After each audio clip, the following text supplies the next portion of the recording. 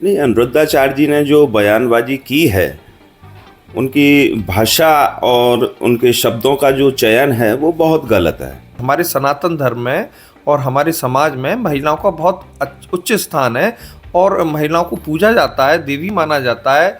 उसके बाद आप महिलाओं के प्रति कि आम आदमी के साथ में कानून कुछ और बर्ताव करता है और जो सेलिब्रिटीज़ हैं उनके साथ में कानून कुछ और बर्ताव करता है। अगर ऐसी कोई प्रतिक्रिया समाज का कोई और व्यक्ति करता तो उसके खिलाफ प्रशासन बहुत जल्दी एक्शन ले लेता, कार्रवाई करता। और हाँ, ये हिंदुस्तान में आजकल ये देखने को आ रहा है।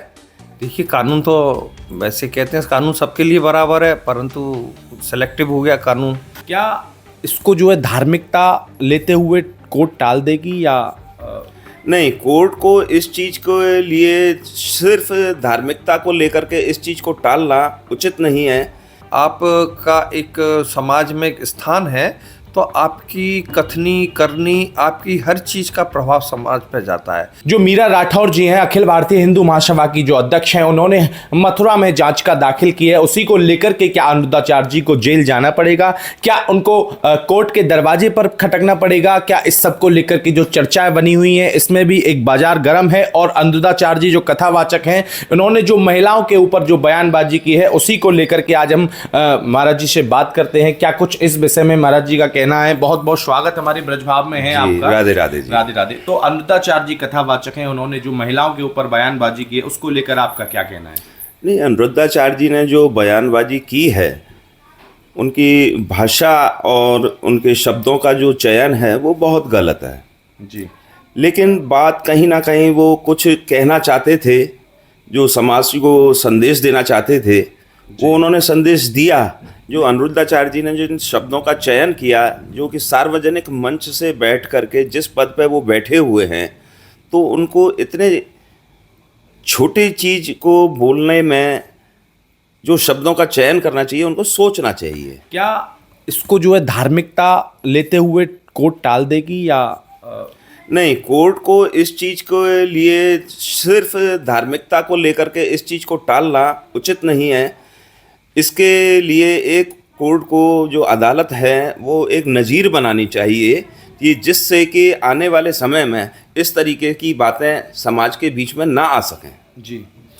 कोर्ट द्वारा उनकी अपील स्वीकार कर ली गई थी, जो मीरा जी हैं, और उनको पेशी में बुलाया भी गया अनिरुद्धाचार्य जी को। और बहुत सारी इन सब को लेकर जो चर्चाएं हैं, महिलाओं को लेकर, उनकी टिप्पणी को लेकर, विशेष क्या कुछ और आप कहना चाहेंगे इस विषय में? नहीं, अनिरुद्धाचार्य जी को इसके लिए सामने आना चाहिए और स्वयं अदालत में जाकर के इस बात की सफाई देनी चाहिए, जिससे कि सामाजिक दृष्टि से एक संदेश जा सके। उन्होंने ये कोई डेमोक्रेसी यानी डेमो कंट्रोल के मतलब अपने आप को फेमस करने के लिए शब्द बोल दिए, या उनके बयान? हो सकता है कि अनिरुद्धाचार्य जी इन सब चीज़ों को बीच बीच में जिस तरीके से कंट्रोवर्सी करते हैं, अपने आप को फेमस करने के लिए करते हैं, या उनके व्यवहार में, आचार में, उनके साथ में ये चीज़ें उत्पन्न होती हैं, ये तो वो स्वयं वही बता सकते हैं। अगर ऐसी कोई प्रतिक्रिया समाज का कोई और व्यक्ति करता तो उसके खिलाफ प्रशासन बहुत जल्दी एक्शन ले लेता, कार्रवाई करता। और हाँ, ये हिंदुस्तान में आजकल ये देखने को आ रहा है कि आम आदमी के साथ में कानून कुछ और बर्ताव करता है और जो सेलिब्रिटीज़ हैं उनके साथ में कानून कुछ और बर्ताव करता है। उनको एक नज़ीर पैदा करनी चाहिए हमारी अदालतों को कि सभी वर्ग एक समान है। क्या कुछ संदेश आप देना चाहेंगे इस सब चर्चा को लेकर? मैं इसके लिए संदेश यही देना चाहूँगा, जो लोग धर्माचार्य अच्छे पदों पर जो बैठे हुए हैं, उनको शब्दों की मर्यादा रखनी चाहिए और समाज के अंदर एक अच्छा संदेश देना चाहिए। महिलाएं, बहन बेटी सबके घर में, उनके भी में, हमारे भी में, वो महिलाओं की, माताओं की सेवा भी करते हैं। और इस शब्द का प्रयोग उन्होंने अपनी बाणी से नहीं, जो शब्द का प्रयोग उन्होंने महिलाओं के लिए किया है, तो महिला तो सबके साथ में है। सबसे पहले उनके घर की महिलाओं के ऊपर ही लागू होगा वो बात। जब दूसरों के लिए आप बोल रहे हैं, तो ये विषय नहीं महत्वपूर्ण देता है। विषय महत्वपूर्ण यही है कि महिलाओं के प्रति हो या किसी के भी प्रति हो, हमारी भाषा मर्यादित होनी चाहिए जिस पद पे हम बैठे हुए हैं। जी। तो हमारी भाषा का अगर चयन नहीं है, मर्यादित नहीं है, तो वो जो शब्द अगर आप कह रहे हो अपने मुख से, तो वो स्वयं पे भारी पड़ सकते हैं। इसको लेकर के अब हमारे साथ में सुधीर भैया जी भी हैं, उनसे भी हम इस विषय पे चर्चा करते हैं। तो क्या कुछ कहोगे आप अनुरुद्धाचार्य जी के इन सब बयानों को लेकर, जो महिलाओं के लिए उन्होंने वो बयान दिए हैं? वही जो कहा अभी भाई साहब ने कि उनका उद्देश्य हो सकता है ठीक हो, समाज में जो गड़बड़ियाँ पैदा हो रही हैं उसको लेकर वो उसको सचेत करना चाह रहे थे समाज को, परंतु उनके शब्द जिस पद पे बैठ के वो बोल रहे हैं, जिस गद्दी पे बैठ के वो बोल रहे हैं, उसकी एक मर्यादा है, गरिमा है। आप विद्वान हैं, आप भाषा के ज्ञानी हैं, शास्त्रों का ज्ञान रखते हैं, तो उन अच्छे शब्दों का प्रयोग करें। इतने निचले निम्न स्तर के शब्द की मुँह मारती हैं, ये असभ्यता एक जो अशिक्षित व्यक्ति बोलता है वह इस तरह के हैं। आपको अपने शब्दों का चयन, अपनी आपकी भाषा ये दिखाती है कि आप किस स्तर के विद्वान हैं। अगर आपकी विद्वता अगर आपकी भाषा में परिलक्षित नहीं होती है, तो फिर वह आम आदमी की तरह आप अगर बात करेंगे तो उसमें और आपकी गद्दी पे विराजे एक व्यास गद्दी पे बैठ के बोलने में क्या फ़र्क रह जाता है? लोग वाक सुनने क्यों आते हैं? इसलिए सुनने आते हैं, आप एक अधिकार के रखते हैं, अच्छे समझ रखते हैं, आपका ज्ञान अच्छा है, आपके पास शब्दों का वोकैबुलरी शब्द कोश है, उसको आप अपनी सभ्यता से, अपनी गरिमा से बात को अच्छे से कह सकते हैं जी। परंतु हो सकता है जैसा बता रहे हैं कि नेगेटिव मार्केटिंग का बड़ा प्रचार है, बहुत अच्छा करने पे इतना प्रचार समाज में नहीं मिलता। कभी कभी कंट्रोवर्सी के लिए, विवादित करने के लिए आप जैसे क्या इस तरह के जो बयान हैं वो समाज को क्या एक उपदेश देते हैं?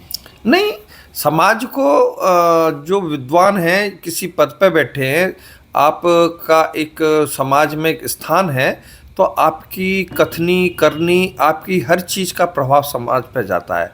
अगर उसमें निम्नता आ जाएगी तो समाज तो पहले से ही निम्नता जा रहा है। अभी देखने में आया एक अधिकारी हैं IAS संतोष वर्मा जी, उन्होंने भी ब्राह्मण एक जाति को संबोधित करते हुए और फिर उसमें महिला को संबोधित करती है। कोई हमारे सनातन धर्म में और हमारे समाज में महिलाओं का बहुत उच्च स्थान है और महिलाओं को पूजा जाता है, देवी माना जाता है।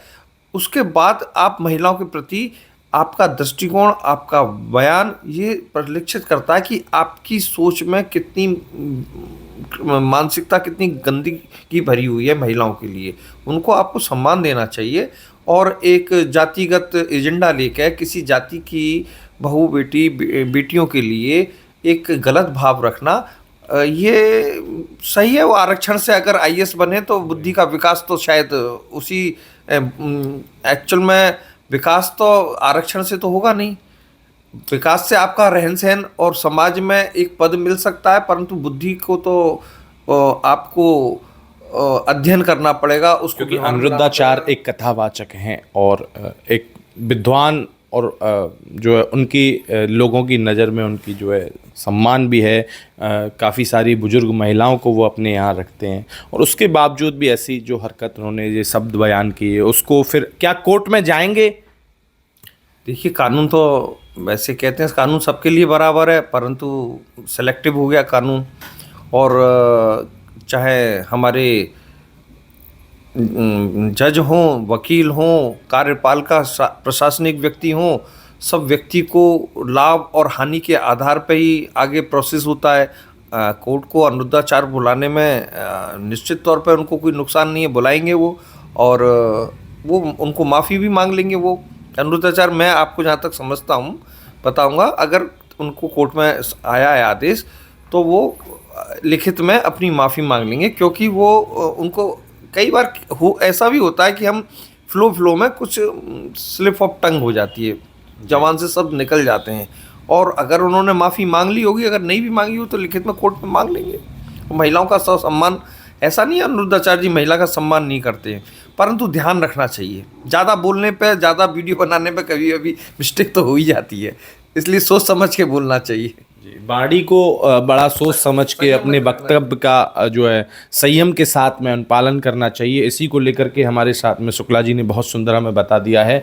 और अनुदाचार्य जी अगर कोर्ट भी जाते हैं तो शायद माफ़ीनामा वो लिख के दे देंगे। कुछ लोग खिलाफ भी होते हैं तो कुछ पक्षकार भी होते हैं, धर्म के नाम पर पक्षकार। काफ़ी सारी जगह जो है ऐसी जो चर्चाएं हो जाती हैं, शासन प्रशासन भी इस ओर, कोर्ट भी इस ओर बड़ा ऐसे ध्यान देती है।